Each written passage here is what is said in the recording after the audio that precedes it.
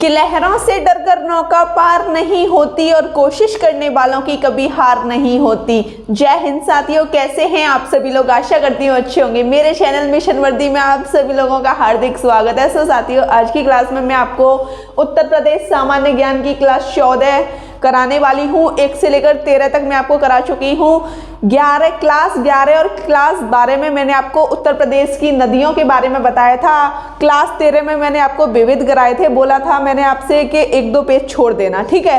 तो आज आपकी क्लास 14 में नदियाँ पढ़ा रही हूँ, है ना। ये चैप्टर बहुत ही बड़ा हो जाता है। सबसे बड़ा जो चैप्टर उत्तर प्रदेश सामान्य ज्ञान में माना गया है, नदियों का ही माना गया है, ठीक है। क्योंकि नदियाँ आपको पता है हर एक ज़िले में, हर एक छोटे से नगर में आपको नदी, तालाब वगैरह ये सब कुछ देखने को मिल जाता है, ठीक है। समझ रहे हैं ना। चलो तो देख लीजिए कि जैसा कि आपको पता है क्लास 12 में और क्लास 11 में मैंने आपको गंगा नदी के बारे में पढ़ाया, यमुना के बारे में, रामगंगा के बारे में, घाघरा नदी के बारे में, गोमती नदी के बारे में, ठीक है। आज हम पढ़ेंगे गंडक नदी के बारे में। गंडक नदी को किन किन नामों से पुकारा जाता है समझ लीजिएगा। एक तो हम इसे नारायणी नदी कहते हैं, नारायणी नदी, या हम इसे कहेंगे शालिग्रामी नदी, या इसे हम कहेंगे शदानारी नदी, ठीक है।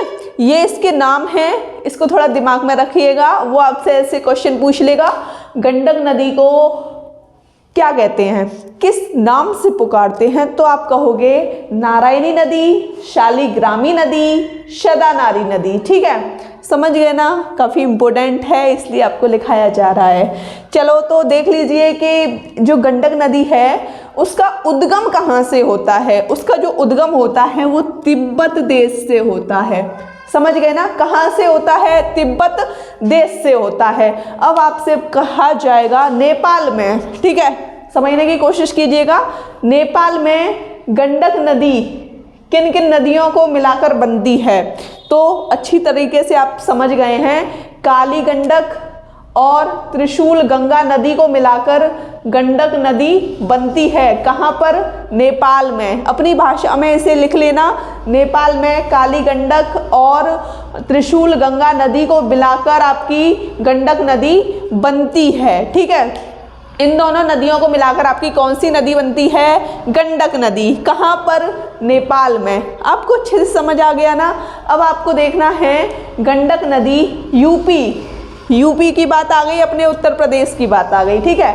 गंडक नदी यूपी व बिहार के मध्य सीमा बनाती है, ठीक है, सीमा बनाती है। समझ गए। यूपी का कौन सा जिला, यूपी का है, चलो यहाँ लिख देती हूँ, है ना। यूपी का आपका महाराजगंज जिला है, और आपका बिहार का कुशीनगर जिला है ना। कुशीनगर लिख लेना। यूपी का महाराजगंज जिला है और बिहार का आपका कुशीनगर जिला है, यहाँ लिख दिया है मैंने, है ना। यूपी और बिहार के बीच, है ना, गंडक नदी क्या बनाती है, सीमा बनाती है। और जिले कौन कौन से हैं, महाराजगंज और कुशीनगर, है ना। महाराजगंज और कुशीनगर के मध्य कौन सी नदी सीमा बनाती है, तो वो आपकी गंडक नदी है, ठीक है। समझ गए। अब आपको पढ़नी है बेतवा नदी, है ना। बेतवा नदी का जो उद्गम होता है वो कहाँ से होता है, बहुत इंपॉर्टेंट नदी है, विंध्य पर्वत श्रेणी से। अगर वो आपसे पर्वत श्रेणी पूछे तो विंध्य पर्वत श्रेणी बताना है आपको। अगर वो आपसे पूछे किस जिले से होता है तो आप बता दोगे एमपी के रायसेन जिले से होता है, मध्य प्रदेश के रायसेन जिले से होता है, ठीक है। बेतवा नदी जो है वो यमुना नदी की सहायक नदी है, ठीक है। स्क्रीनशॉट ले लीजिए। अभी हम बेतवा नदी को ही पूरा कंप्लीट करेंगे। जैसा कि बेतवा नदी मैंने अभी आपको बताया था कि आपको बेतवा नदी के बारे में और पढ़ना है, ठीक है। इसका जो संस्कृत में नाम है वो बेत्रवती है। क्या नाम है, बेत्रवती, बेत्रवती, ठीक है। और बेतवा नदी पर निर्मित राजघाट बांध, कौन सा बांध है, निर्मित राजघाट बांध, ठीक है। ये निर्माण किया गया है इस बांध का, राजघाट बांध, ठीक है। कि जलाशय को रानी लक्ष्मीबाई सागर के नाम से जाना जाता है। मतलब जो राजघाट बांध है उसे हम किस नाम से पुकारते हैं? रानी लक्ष्मीबाई सागर बांध के नाम से। ठीक है, समझ गए ना। बेतवा की जो सहायक नदी है वो दशान है। अब आपसे पूछा जाए यमुना की सहायक नदी बेतवा है और बेतवा की सहायक नदी दशान है। ठीक है, ये कंडीशन आपको अच्छे से समझ आ गई। अब आपको पढ़नी है राप्ती नदी। कहीं कहीं आपको राप्ती लिखा मिलेगा, कहीं कहीं आपको राप्ती ऐसे देखने को मिलेगा। ठीक है, तो कंफ्यूज नहीं होना है ना। राप्ती नदी का जो उद्गम हुआ है वो रुकुमकोट नेपाल में है। ठीक है, नेपाल के रुकुमकोट से हुआ है। ठीक है, राप्ती नदी की सहायक नदियां कौन कौन सी हैं? रोहिणी, सरयू, जिसे हम घाघरा नाम से भी पुकारते हैं। ठीक है, ये आपको अच्छी तरीके से पता लग गया। राप्ती नदी की सहायक नदी रोहिणी, सरयू, जिसे हम घाघरा नाम से भी पुकारते हैं। ठीक है, राप्ती और गंगा नदियों का जो संगम होता है यूपी के देवरिया में बरहज नामक स्थान पर होता है। राप्ती और घाघरा, जिसे हम सरयू भी कहते हैं, राप्ती और घाघरा नदी का जो संगम होता है यूपी के देवरिया नामक स्थान पर होता है। देवरिया में कौन सी जगह है? बरहज नामक स्थान पर होता है। ठीक है, और आपसे पूछ लिया जाए गोरखपुर किस नदी के किनारे बसा है, तो गोरखपुर आपका राप्ती नदी के किनारे बसा हुआ है। ठीक है, स्क्रीनशॉट ले लीजिए। अब आप लोगों को पढ़ना है चंबल नदी के बारे में, जो कि काफ़ी इम्पोर्टेंट है। ठीक है, पेपर के पॉइंट ऑफ व्यू से बहुत ज़्यादा इम्पोर्टेंट है। तो आप पता है जब मॉक टेस्ट लगा रहे होते हैं, प्रीवियस ईयर क्वेश्चंस देख रहे होते हैं, तो आपको इन नदियों का जिक्र देखने को मिल जाएगा। अभी आपको थोड़ा कन्फ्यूजन भी लग रहा है, आप नोट्स बना रहे हैं तो कन्फ्यूजन होता है, स्टार्टिंग में होता है, लेकिन अगर आप डेली उसी चीज़ को रिवीजन कर रहे हैं, डेली क्लासेस ले रहे हैं, तो आपको बिल्कुल भी कंफ्यूजन नहीं होगा। ठीक है, और मेरे द्वारा मेरे YouTube पर एकदम फ्री में क्लासेस चलाई जा रही हैं। ठीक है, तो जो आपको मतलब पैसों से पेड कोर्स से मिल रहा है वो आपको एकदम फ्री में मिल रहा है, एकदम अच्छा मिल रहा है। ठीक है, तो आप बिल्कुल टेंशन मत लीजिए, अपनी तैयारी पर बिल्कुल अच्छे तरीके से ध्यान दीजिएगा। ठीक है, फालतू की चीज़ों में हमें नहीं पढ़ना है। ठीक है, तो चंबल नदी होती क्या है? चंबल नदी का जो उद्गम है, चंबल एक प्रकार की नदी है, इसका जो उद्गम स्थल है वो कहाँ से होता है?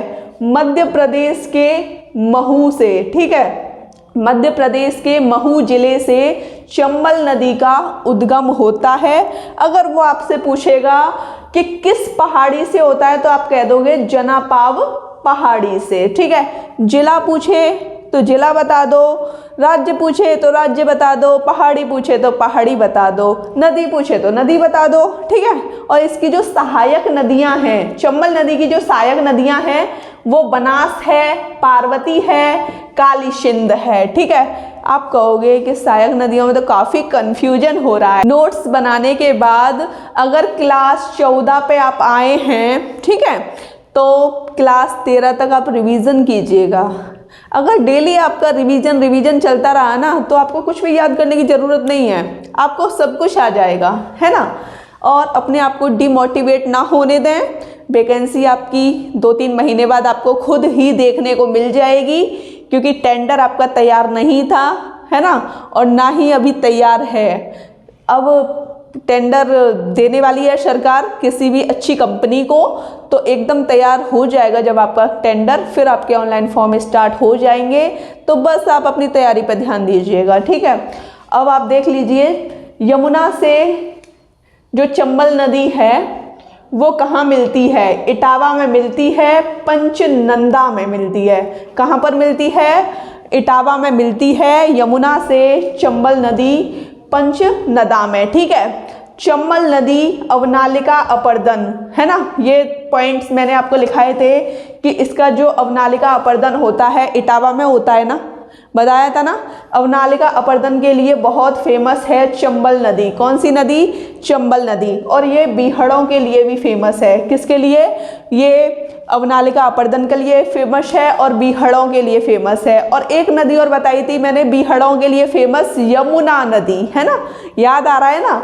ठीक है, यह नदी किन किन राज्यों में बहती है? मध्य प्रदेश, उत्तर प्रदेश, राजस्थान के मध्य सीमा बनाती है। ठीक है, इन राज्यों में बहती भी है और इनके बीच में सीमा बनाती है। ठीक है, अब चंबल नदी यूपी के इटावा जिले में यमुना से मिल जाती है।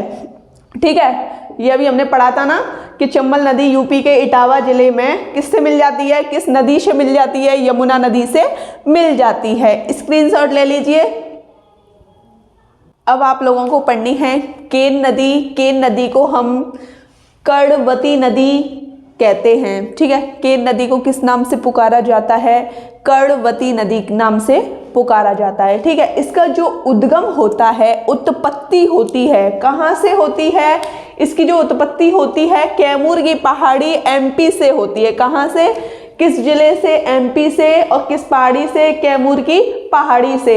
हर नदी का उद्गम स्थल आपको याद रखना है। ठीक है, कि ये किस राज्य से होती है, किस पहाड़ी से होती है, ये सब कुछ आपको याद रखना है। ठीक है, और ये केन नदी किसकी सहायक नदी है, यमुना की सहायक नदी है। ठीक है, ये थोड़े थोड़े पॉइंट्स हैं, बुक्स में देखोगे तो काफ़ी लंबा चौड़ा मिलेगा, लेकिन जो इम्पोर्टेंट है वही पढ़ना है। ठीक है, टोंस नदी क्या होती है, जो आपकी टोंस नदी है वो गंगा की सहायक नदी है। किसकी सहायक नदी है, गंगा की सहायक नदी है। और ये गंगा में किस स्थान पर मिलती है, ये गंगा में मिलती है प्रयागराज के पास मिलती है, प्रयागराज में मिलती है। कौन सी नदी, टोंस नदी। ठीक है, अब हम पढ़ेंगे सोन नदी के बारे में, काफ़ी इम्पोर्टेंट है सोन नदी। ठीक है, तो इसको थोड़ा ध्यान में रखना। सोन नदी का जो उद्गम होता है वो अमरकंटक की पहाड़ी से होता है। अमरकंटक की पहाड़ी कहाँ पर है, छत्तीसगढ़ में है। ठीक है, ये जो आपकी सोन नदी है इसका जो उद्गम होता है किस राज्य से होता है, छत्तीसगढ़ राज्य के अमरकंटक की पहाड़ी से होता है। ठीक है, और ये यूपी के सोनभद्र जिले में प्रभावित रहती है, यूपी के सोनभद्र जिले में बहती है। ठीक है, ये आपको पता लग गया, किस जिले में, सोनभद्र जिले में बहती है ना। इसकी जो सहायक नदी है रिहंद नदी है। रिहंद नदी बहुत इम्पोर्टेंट है, वो आपको बता दूंगी कि इम्पोर्टेंट क्यों है। रिहंद नदी पर कौन सी परियोजना है, रिहंद जल विद्युत परियोजना। ठीक है, ये कहाँ पर है, ये आपकी सोनभद्र में है, क्योंकि सोनभद्र में भाई बह रही है। और इसकी सहायक नदी कौन सी है, रिहंद नदी है। ठीक है, इसके बारे में अभी थोड़ा पढ़ लेते हैं, स्क्रीनशॉट ले लीजिए। जैसा कि मैंने अभी आपसे बोला था कि रिहंद नदी में ही आपका रिहंद जल विद्युत परियोजना है। ठीक है, ये कहाँ पर है, आपकी जो रिहंद नदी है वो कहाँ बहती है, सोन नदी। सोन नदी आपकी सोनभद्र में प्रभावित होती है, बहती है। ठीक है, और सोनभद्र की जो सहायक नदी है आपकी रिहंद नदी है। ये आपको पता लग गया ना अच्छे तरीके से। रिहंद नदी पर रिहंद जल विद्युत परियोजना है, ये आपके सोनभद्र के रेणुकूट में है। ठीक है, ये पता लग गया अच्छी तरीके से। और रिहंद जल विद्युत परियोजना का जो जलाशय है उसका नाम क्या है, उसका नाम है गोविंद बल्लभ पंत जलाशय। क्या नाम है, गोविंद बल्लभ पंत जलाशय। ठीक है, ये पता है इसका जो पुराना नाम है गोविंद बल्लभ पंत जलाशय का, उसका नाम है रेणु झील। पहले इसे रेणु झील नाम से पुकारा जाता था, है ना। अब भारत की सबसे बड़ी मानव निर्मित झील पूछी जाए तो आप कह दोगे रेणु झील। रेणु झील पहले इसका नाम था, लेकिन आज इसका नाम है गोविंद बल्लभ पंत झील या जलाशय, कुछ भी कह सकते हो। ठीक है, ये अच्छी तरीके से समझ आ गया। ये कहाँ पर है, सोनभद्र के रेणुकूट में। ठीक है, स्क्रीनशॉट ले लीजिए। अब आपकी एक नदी रह गई है जिसे आपको अच्छे तरीके से पढ़ना है, इसका नाम है हिंडन नदी। ठीक है, इसका जो उद्गम स्थल है वो कहाँ पर होता है, कहाँ से होता है, उत्तराखंड के शिवालिक पहाड़ी से इसका उद्गम होता है। हिंडन नदी का उद्गम कहाँ से होता है, किस राज्य से होता है, उत्तराखंड राज्य से होता है। ठीक है, अच्छी तरीके से पता लग गया ना आपको। अब इसकी ये किसकी सहायक नदी है, ये यमुना की सहायक नदी है। हिंडन नदी आपकी यमुना की सहायक नदी है। ठीक है, अब हम पढ़ेंगे सिंचाई एवं नदी घाटी परियोजनाएं। उसमें कुछ ये पॉइंट्स लिखे हैं मैंने, 1 2 3 4, इनको अच्छी तरीके से आप देख लीजिएगा। उत्तर प्रदेश में सर्वाधिक सिंचाई होती है, किसके द्वारा होती है, तालाबों द्वारा, नलकूपों द्वारा, नहरों द्वारा, है ना। ये सब कुछ हमें बताना है। उत्तर प्रदेश में जो सबसे ज़्यादा जो सिंचाई होती है वो नलकूपों द्वारा होती है। मोस्ट इम्पोर्टेंट आपका क्वेश्चन है ये। पेपर में अक्सर पूछा जाता है। उत्तर प्रदेश में सिंचाई करने का सबसे बड़ा साधन कौन सा है, सबसे अच्छा साधन कौन सा है, तो आप कह दोगे नलकूपों द्वारा। ठीक है, उत्तर प्रदेश में अगला पॉइंट है आपका, उत्तर प्रदेश में नलकूप का पहला प्रयोग किया गया मेरठ जिले में किया गया था, सन 1930 में किया गया था। मैंने आपसे बोला था जो काम प्रथम स्थान पर किया जाए वो बहुत ही इम्पोर्टेंट हो जाता है, तो ये क्वेश्चन आपका बहुत ज़्यादा इम्पोर्टेंट है। ठीक है, उत्तर प्रदेश में नलकूप का पहला प्रयोग कब किया गया था? 1930 में किया गया था, मेरठ में किया गया था। ठीक है, प्रथम सिंचाई कार्यालय कहाँ खोला गया? सहारनपुर में खोला गया, 1823 ईस्वी में खोला गया। बहुत इम्पोर्टेंट क्वेश्चन है, ये चारों ही इम्पोर्टेंट हैं, याद कर लेना। ठीक है, यूपी में सर्वाधिक नहरों का विस्तार है पश्चिमी यूपी में। ठीक है, सर्वाधिक जो नहर हैं वो कहाँ पर हैं? पश्चिमी यूपी में। पश्चिमी में आपको पता है राजस्थान आता है, पश्चिमी यूपी, वो तो राजस्थान तो राज्य हो गया। पश्चिमी यूपी में कौन कौन से जिले आते हैं आपके? आगरा, मथुरा, ये आपके पश्चिमी में आते हैं। ठीक है, स्क्रीनशॉट ले लीजिए। जैसा कि मैंने आपको बताया था कि आपने नदियाँ टॉपिक सारा पढ़ लिया है, अब आपको पढ़ना है नहरों के बारे में, जो कि बहुत ही ज़्यादा इम्पोर्टेंट है। नहर वाला टॉपिक आपका बहुत इम्पोर्टेंट है। ठीक है, पूर्वी यमुना नहर, ठीक है, बहुत इम्पोर्टेंट है, सबसे पुरानी नहर है पूर्वी यमुना नहर, इसलिए बहुत इम्पोर्टेंट है ना। इसका जो निर्माण हुआ वो 1830 ईस्वी में हुआ था, है ना। इसका जो निर्माण हुआ था 1830 ईस्वी में हुआ था। इस नहर को शाहजहां ने 1631 ईस्वी में खुदवाया था, है ना। बाई चांस वो क्वेश्चन पूछ ले, पूर्वी यमुना नहर को किसने खुदवाया था 1631 ईस्वी में, तो आप कह दोगे शाहजहां ने। ठीक है, यूपी की सबसे पुरानी नहर है पूर्वी यमुना नहर। इसका निर्माण कब हुआ? 1830 ईस्वी में, है ना। अब आपका अगला पॉइंट है इसी में, सहारनपुर के फैजाबाद स्थान से इस नहर को यमुना नदी से निकाला गया था।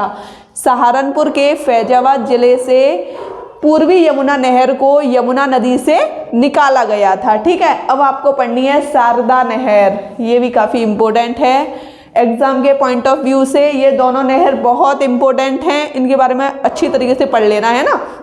शारदा नहर यूपी की सबसे लंबी नहर है, ये सबसे पुरानी है और ये सबसे लंबी है। ठीक है, ये यूपी प्लस नेपाल, इसका मतलब समझ रहे हैं, यूपी और नेपाल के बीच जो मतलब जगह है, एक स्थान है बनवासा, है ना। यूपी और नेपाल के बीच एक स्थान है, एक जगह है बनवासा, वहां से निकाली गई है शारदा नहर। ठीक है, ये कंडीशन आपको अच्छे से समझ आ गई, स्क्रीनशॉट ले लीजिए। अब आप लोगों को पढ़नी है ऊपरी गंगा नहर। ठीक है, ये जो ऊपरी गंगा नहर है, इसका जो उद्गम है वो कहाँ से होता है? इसका उद्गम होता है आपके उत्तराखंड के हरिद्वार से। ठीक है, ये आपको अच्छी तरीके से समझ आ गई। ऊपरी गंगा नहर का जो उद्गम है वो उत्तराखंड के हरिद्वार से होता है। ये आगरा नहर और निचली गंगा नहर को जल प्रदान करती है। ठीक है, ऊपरी गंगा नहर, आगरा नहर और निचली गंगा नहर को जल प्रदान करती है। आपसे क्वेश्चन पूछा जाएगा ऊपरी गंगा नहर किस नहर को जल प्रदान करती है, वो आपके ऑप्शन पे डिपेंड है कि ऑप्शन क्या देता है। ऑप्शन चलो मैं आपको दे रही हूँ। पहला ऑप्शन है आगरा नहर को, दूसरा ऑप्शन है निचली गंगा नहर को, तीसरा ऑप्शन है आपका दोनों को, चौथा ऑप्शन है इनमें से कोई नहीं। तो आप ऑप्शन सी पर क्लिक करेंगे कि दोनों को। ठीक है, समझ में आ गया ना। अब निचली गंगा नहर देख लीजिए, इसका जो उद्गम है बुलंदशहर के नरौरा से होता है। निचली गंगा नहर का उद्गम, इसका बुलंदशहर आपको पता है ना यूपी में ही है, और ऊपरी गंगा नहर का उत्तराखंड के हरिद्वार से होता है। ठीक है, समझ गए। आगरा नहर, आगरा नहर का जो उद्गम होता है वो ओखला से होता है, ओखला की यमुना नदी से। ठीक है, समझ गए। आगरा नहर का जो उद्गम होता है ओखला से होता है, ओखला की यमुना नदी से। आगरा नहर कहाँ कहाँ बहती है, किस किस राज्यों में बहती है? दिल्ली में, हरियाणा में, राजस्थान में और यूपी में बहती है। ठीक है, अब आपको पढ़नी है गंडक नहर के बारे में, है ना। अच्छी तरीके से पढ़ लेंगे। इसका जो उद्गम होता है नेपाल से इसका उद्गम होता है, नेपाल देश से। यूपी प्लस बिहार है ना, यूपी प्लस बिहार की संयुक्त परियोजना कौन सी नहर बनाती है? गंडक नहर बनाती है। ठीक है, स्क्रीनशॉट ले लीजिए। साथियों, आपको उत्तर प्रदेश सामान्य ज्ञान की क्लासेस काफ़ी अच्छी तरीके से समझ आ रही हैं। मैं लाइव क्लास में देखती हूँ, आप फटाफट उनके आंसर करते हैं, मुझे सच में बहुत अच्छा लगता है। ऐसे ही आप तैयारी अपनी जारी रखिएगा। मैथ की क्लास आपकी आज ही आएगी, टेंशन मत लेना। ठीक है, वीडियो कैसी लगी कमेंट सेशन में बताइएगा। वीडियो अच्छी लगी हो तो चैनल को सब्सक्राइब कीजिए, लाइक कीजिए, शेयर कीजिए। जय हिंद।